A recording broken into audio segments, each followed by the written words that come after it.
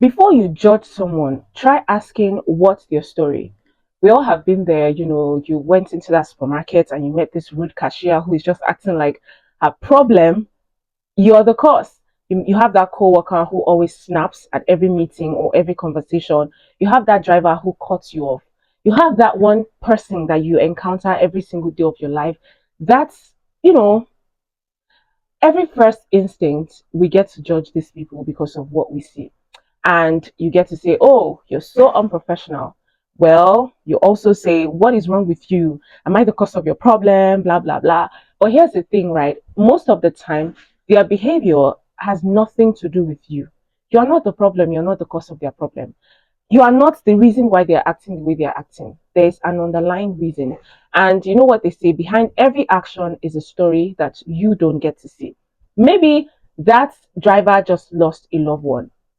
Maybe that cashier just lost someone. Maybe that coworker is under insane pressure at home, family pressure, pressure from somewhere that you are not aware of. Maybe it's just someone trying to get bills for their family member's hospital, get their family member's hospital bill. So when you lead with these judgments, you close the door. You don't get to understand what they're going through. And but when you lead with empathy, you open a bridge that accommodates people, that accommodates, you know, putting yourself or maybe trying to put yourself in someone else's shoe before you judge. Before you utter that word, pause and take a break, take a deep breath. Instead of snapping back or take, just when someone gives you that, it's like energy for energy, gbas. Why not take 3 seconds to breathe and ask, what else could be true here in this situation? Get curious, not critical, because sometimes a lot of us are too critical. We just want to open everything up. Try and ask people genuinely if they're okay. Sometimes a lot of us just, it's like a cliche. How are you fine? How are you fine?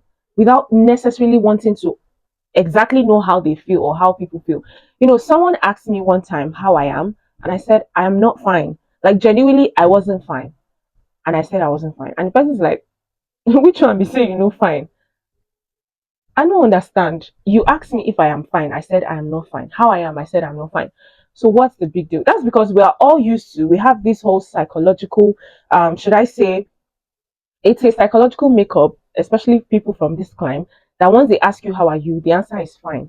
Regardless of whether you are fine genuinely or not, just say you are fine and let everybody move on. So how are you is just like this whole greeting, should I say, it's a pattern that it's a greeting pattern that if I ask you, "Hey, good morning, how are you? Fine," that's all, and everybody moves on.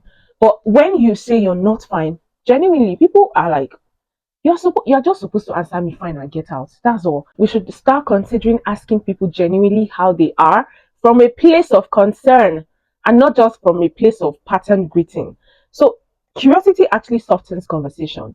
Remember that you also have your own bad days. So this might just be one bad day for that person.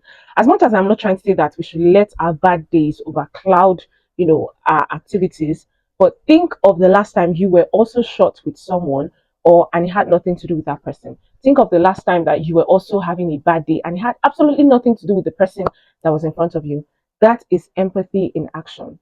So if we can practice more of empathy than maybe sympathy or less concern, I think it would be better.